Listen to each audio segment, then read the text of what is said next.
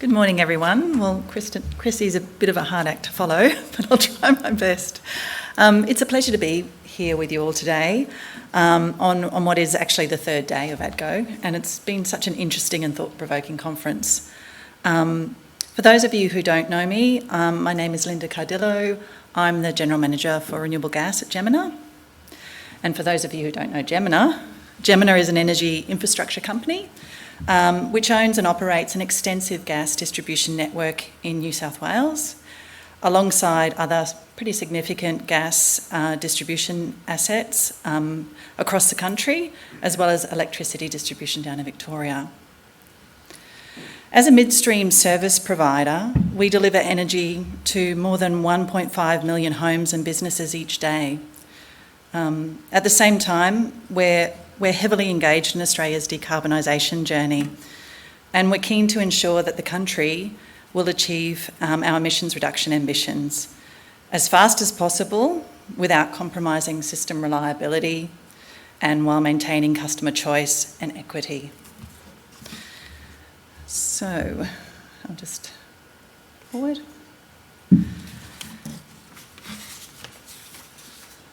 Now, I've spent most of the past 2 decades living and working overseas, interacting with very large industrial customers operating in markets that had no choice but to jump headfirst into the energy transition challenge. And this wind of change became, particularly apparent after the Paris Accord was adopted in 2015. So leaping forward to 2021, I relocated back to Australia with my family, and as much as I love being here in what is a really lucky country, I often find myself cringing and at least, somewhat feeling a little bit disheartened to hear the rhetoric that's been bandied around with regards to electrification being the only way to tackle decarbonisation in this country. It seems at odds with the broad agreement that we all seem to share on the importance of energy reliability and affordability, and certainly sustainability. With this in mind, I want to introduce you to, or perhaps reintroduce many of you to, the hybrid model. Well known in Europe, the hybrid model is essentially just that, a model which suggests that we need to use a mix of technologies to deliver the energy transition. And in this country, where we have 40,000 kilometres of electricity transmission lines and cables and 39,000 kilometres of gas pipelines, it simply makes sense to just take advantage of both our gas and electricity networks as we navigate this energy transition. This means working to decarbonise both the electricity and gas sectors in our energy system. Specifically for those of you here today, it means developing renewable gas and the renewable gas industry. Whoops, it's not moving. There we go. So, how do we get there? Well, we've all heard about hydrogen, thanks to Chrissy, and we believe it is a very important part of the decarbonisation journey, if not the end point. As many of you know, under the National Hydrogen Strategy, we're starting to make real progress in the development of hydrogen hubs, and we're also seeing progress being made towards hydrogen-focused Guarantee of Origin scheme, which ideally would be broadened out to include renewable gases of all kinds in the future. As a first step, though, we should seriously consider investing in and developing biomethane. So that's what I'm going to talk to you about today. It's a means of delivering carbon neutrality at an economy-wide level, while the investment and technology needed to deliver the hydrogen sector just continues to develop. As articulated in the Bioenergy Roadmap, biomethane is 100% compatible with our gas networks and has a range of real-world and potential applications across manufacturing, electricity generation, and residential and other commercial settings.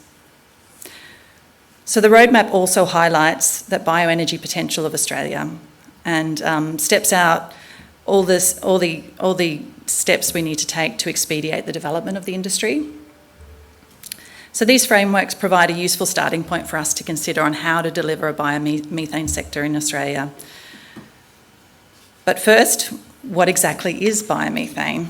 I'm sure most of you already know, but whoops, I'm having trouble flipping these slides, but here we go. You might have seen this slide before from Peter, but it pretty much demonstrates the biomethane production process. So biomethane, which is also known internationally as renewable natural gas, is a near pure source of methane, which is cultivated by upgrading bio-waste produced from a range of organic materials and waste products into biomethane. Now, biomethane represents a fantastic example of the circular economy in action, where waste products, and in some cases, and in this case, carbon, is repurposed and put to alternative uses, rather than sent to landfill or emitted directly into the atmosphere. So while Australia's biomethane industry is still in its infancy, there is so much we can learn by looking at the developing biomethane industry overseas. So let me take you on a not-so-lonely planet tour around Europe to discover how rapidly the biomethane industry has evolved this past decade. So Peter talked to Denmark this morning, where around a quarter of the gas in the network is biomethane, and it's anticipated that it will increase to, I have 70% in my notes by 2030, but Peter suggests the ambition is actually 100%, and they're on track to achieve it. So that's great. And then if we take our tour over to Germany, we'll find that there are 10,000 biomethane plants that we can go and view. They're all in operation today.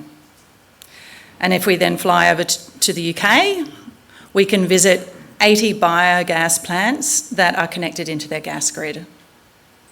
And last, but certainly not least, because I love Italy, travel down to Italy and we'll see that they're achieving blends of up to 11% in their gas grid. Now, if we were to extend our not-so-lonely planet tour internationally and go truly internationally, we'll find that globally there's considerable potential for biogas production. In fact, estimates from the International Energy Agency suggest that there are some 600 million tonnes of biomethane available globally. And about half of that potential is in Asia, Central and Southern America, where the remaining, in advanced economies like the United States and the EU.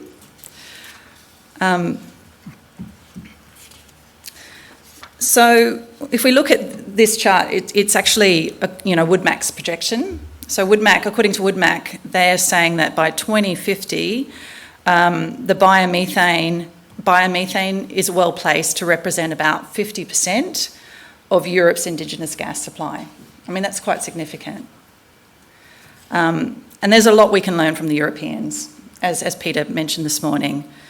Over in Europe, we see how, out of necessity and certainly a sense of urgency in recent years, that multiple independent countries, not a conglomeration of states like we are, but independent countries, have set targets and put market mechanisms in place.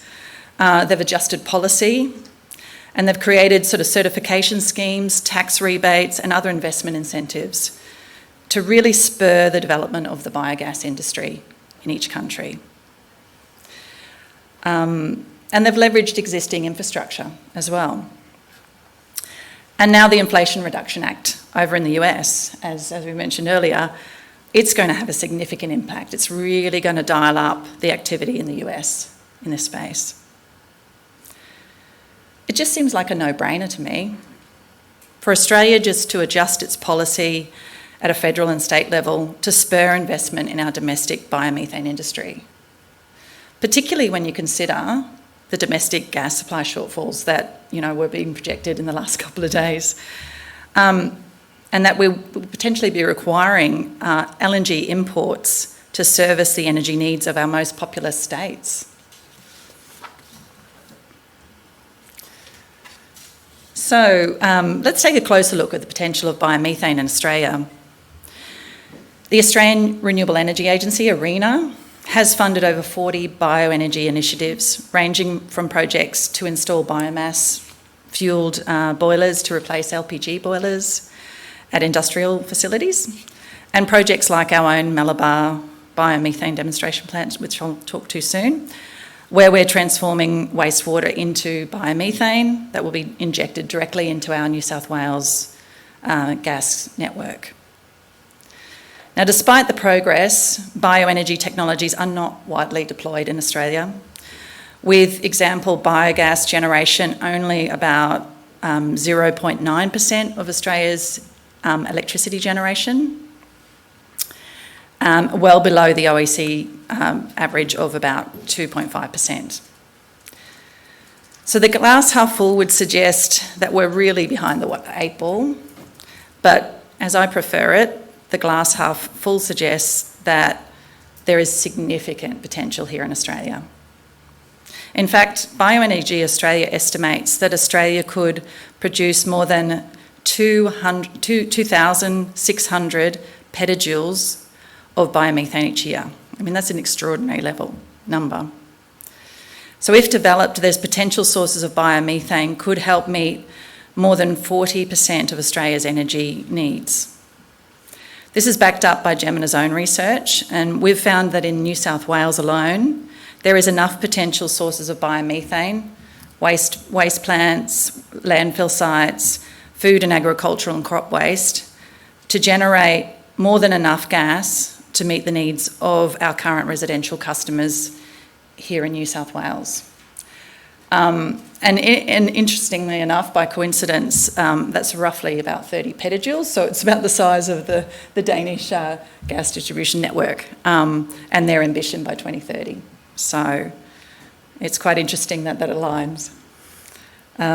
So taking a national view then, where we develop the local biomethane industry, it's estimated that the sector could also deliver $10 billion of gross domestic product, create 26,000 new jobs, many in regional and rural areas, divert 6% of waste from landfill, reduce emissions by 9%, and for gas networks, it could help deliver a reduction of Scope 3 emissions of between 8 or 21%.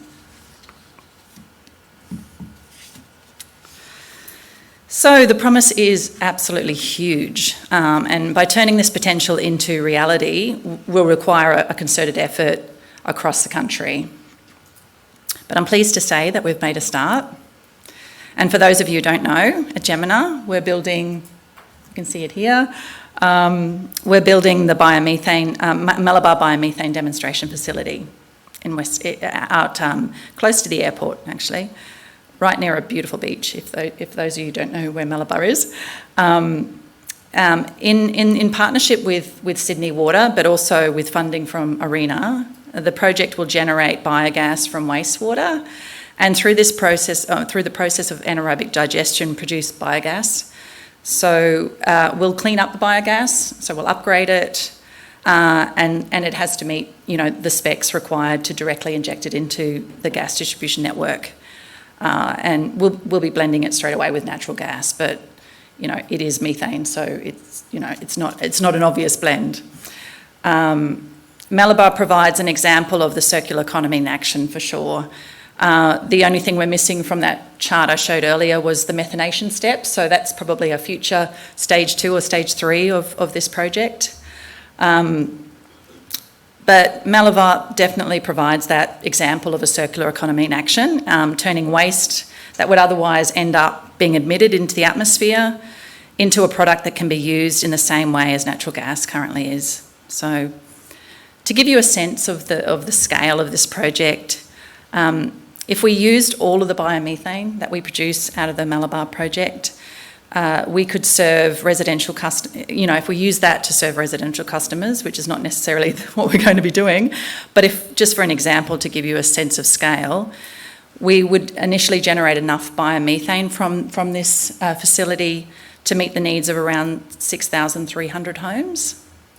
And when we look at the stage 2 expansion that, the capacity of the plant is actually already built to, we could double that capacity, and we could service up to 13,000 homes by 2030. So, there's a lot of potential with a project like the Malabar biomethane facility.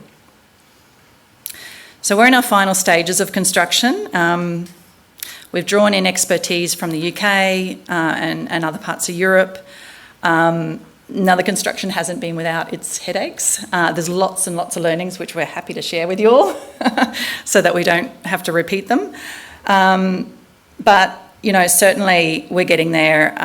The current schedule is for the Malabar facility to start commissioning in April.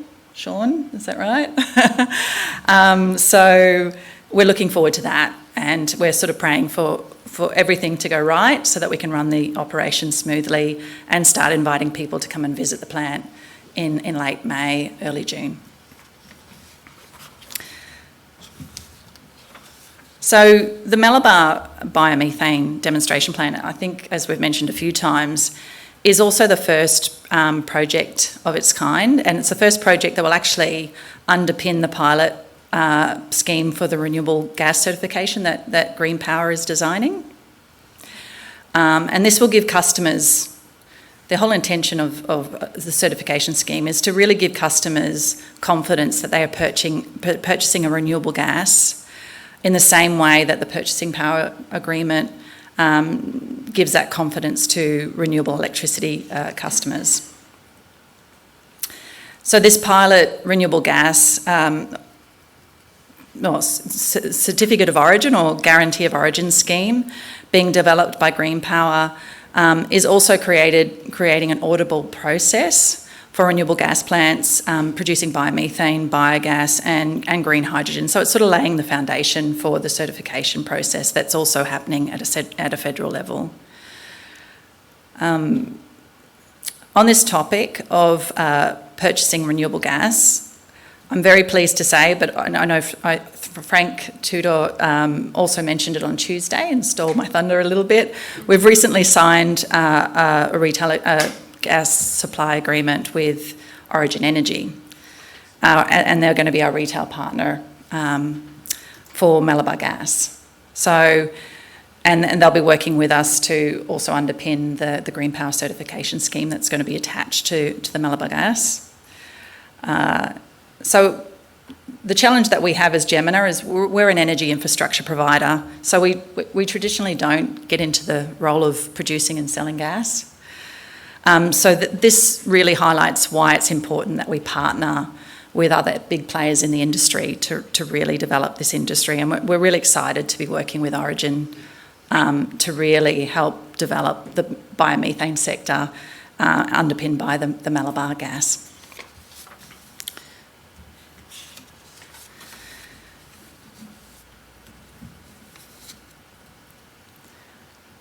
So let me talk a little bit more around the further development that we need in the industry, and Chrissy did a great job of touching on a lot of these points, but I'll just pick up on some of them again. And Frank also highlighted on Tuesday, he spoke at the conference about the real sense of urgency and need for a renewable gas target to replicate the success of what the renewable energy target delivered. It encouraged significant investment in renewable electricity generation technologies, and it sort of drove new supply. So we sort of want the same type of even playing field for renewable gas. Just as important as having a really strong ambition that's backed by government funding, we also think it's important to develop a lot of the market mechanisms, and as I mentioned, certification schemes are a very critical foundation of those market mechanisms. This will help underpin a lot of the demand and also help the commercialisation of the green premium that should be attached to the production of biomethane and other renewable gases. So this is why we've been quite proactive in making submissions to government. We made a submission recently on the discussion paper around the federal government's Guarantee of Origin scheme, which was in essence more focused on hydrogen and as the first cab off the rank. But we also highlighted the need to include other renewable gases in a similar sort of federal-led, nation-wide Guarantee of Origin scheme to underpin also the development of the domestic market. Okay, so there's a lot happening, and we're really excited to be being able to demonstrate the first biomethane facility for injection out at Malabar, and certainly hope that we can welcome many of you over the course of the next 12 months to come and visit it. But really to conclude today, and I think this has come up a lot over the last couple of days, but it'll probably come up a lot more today. We really don't have time to waste here in Australia. We're really behind the 8 ball. We've got very ambitious targets around emissions reductions for 2030, but when you think about it, that's not really far away. It's only 81 months away. Someone else did the math, by the way. I hope it's all right. So that's not far away. So really we don't have time to waste. So let's get on with it. Thank you.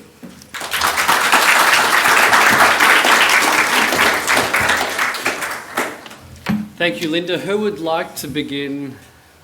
Questions for Linda? Well, I'm going to begin and actually quickly take the privilege of being a moderator to follow up on the point you summarised. Let me get a bit closer here. Malabar is a fantastic example of what can be done, so congratulations. Thank you. It's fantastic you've got your CEO who's pushing it, because he does Spruker. You've done an amazing job here, showing all the parts that are required to make this journey successful. Now, as you said, let's get serious. So I'm going to ask you a few questions on that. It's about the pace and the pipeline. How many more projects will Gemina deliver or hope to deliver in the next 5 to 10 years? It's a good question, and we get asked that a lot. But, I guess that comes back to my point. The energy distribution companies can't do this on their own, right? So we really don't have the mandate to put a lot of capital into producing more biomethane. That's why we need to partner with various players across the sector. A lot of developers, we're partnering with. I think we've got a number of agreements in place with a number of developers that are very passionate about developing the bio industry in Australia. And, with our partnership on the retail side now for Malabar with Origin, it just shows us that there is a lot of interested parties. The challenge, I think, for this industry is it's not a traditional sort of gas industry where the whole capital allocation is a little bit more straightforward. So we have to think of new ways of partnering to really expedite the development of the biomethane industry. So I didn't really answer your question, but I am trying. I'm new to Gemina as well. That's so okay, Linda. I know. I am trying we've got to get a mandate. Back to Frank, yeah. We do, but I guess the other challenge too, when you look at the shareholding of a lot of the energy distribution companies, they're probably not in a position. A lot of the investors that invest in energy infrastructure companies are long-term, low-risk, conservative investors. So we're not going to be the ones who are putting the capital into disrupting this industry and making a difference. We need to influence and engage and partner to do that. So, Linda, it seems like between your international experience and telling the story and getting Peter, we have to go to your investors and say, guys and gals, we need to step up. Well, is that what I suppose the conversation you're having internally at the moment? Yeah, we just have to do it in a fancy way, if that makes sense. Because, remember that a big chunk of our assets are regulated assets as well. So, there's regulatory frameworks which prevent us from doing certain sort of activities under those entities. So it's complex. Certainly, yes, we are trying to get our shareholders who are, the state grid of China and Singapore Power, they have a bit of money. We are trying to get them to also consider shifting their mandate a little bit more towards further investment. Fantastic, Linda. I've had two questions. We have Mike and then we have Scott again. So Mike, please. Mike, take that's it easy on me. It's okay, Linda. We're all Mike can probably friends, answer his we're all own friends question, here. I'm sure. No, it won't be a question about Malabar. It's okay. Good. No, you mentioned being a regulated asset owner. Do you think that there's a role for deeper engagement with the regulator? And I say that in context with the amount of bioenergy that's out there. Does the regulator really understand if it doesn't incentivise the home, as in utilisation of existing assets and demand destruction and ultimately high network charges for existing gas users, then that will find another path. That, whether it's sustainable aviation fuels, whether it's virtual LNG, does the regulator, do they understand that, or is that a conversation again that we can have with the aligned industry about if we get the right regulations in place, capital will flow and the industry will scale? I mean, industry is sort of sitting on the sidelines waiting for that regulatory alignment. Yeah, most definitely, Mike. The way I look at it, we're all people at the end of the day, and we've all got the same goals that we want to achieve as a country. We're all aligned at the end of the day. My observation is it is a bit of a bringing people together and talking about the problem a lot more, and certainly with this access arrangement process that we're going through for our price update for the 2025 to 2030 arrangement. We are engaging a lot with our customers, and we're also trying to bring those learnings and that feedback from our customer base to the regulator. So that's a sort of an 2-year. It's a really long integrated engagement process. So engaging with customers, getting feedback, adjusting our strategy, but also feeding back that engagement and that feedback along the way to the regulator. But it's not just the regulator, it's also the different levels of government in Australia. And I think, having lived overseas for a big part of my career, I'm actually quite shocked as to how disjointed we are in Australia as a state, federal, and we change governing parties so often. So it's hard to get that long-term consistency. But I do see that, for companies like Gemina and, AGIG and the other energy distributors, we have a really important role to play in the industry. And it is about bringing people together, educating, presenting the facts and dispelling the myths as well, but also having the voice of the customer heard. I mean, that's getting lost in all of this rhetoric about electrification. We're forgetting about the customer, and many of us, we're all the customers actually, and we're all taxpayers. So at the end of the day, we're not only the customers, we're the people paying for the energy transition. So yeah, that's the challenge, but it's certainly, my sense is, and I'm only new to Gemina, but I do get a sense that we take a lot of pride, and you've worked with Gemina, but we do take a lot of pride in bringing the voice of the customer and that voice of reason to the whole debate. So yeah, let's make sure that we always ensure that happens. Thank you. And we have to, yes, please, just there. Just the microphone. Yep. Just name and organisation again, please. Tim Jessen from Lockhart Energy. We're a midstream infrastructure player as well, so you talked a little bit about partnering, and it's not Gemina's role in terms of developing the projects, but you talked about partnering. So I'm just curious, and this might even apply to AGIG and some of the other players in the room, how do you see facilitating that partnership? What are the sort of things, if it's not allocation of capital or supporting developers, you're a key bridge from the projects to the customer. So what are the sort of partnering arrangements that you're considering? Yeah, well, so, what we bring to the partnership, I guess, is probably the best way to answer that, is what we would bring to the partnership is we actually can build pipelines and connections. And we do have experience now with connecting an upgrader and installing a foreign manufactured upgrader and making sure the standards are up to Australian standards. We also have our Zimfra engineering services arm. So Zimfra did the EPC on Malabar and also our hydrogen plant out at Horsley Park.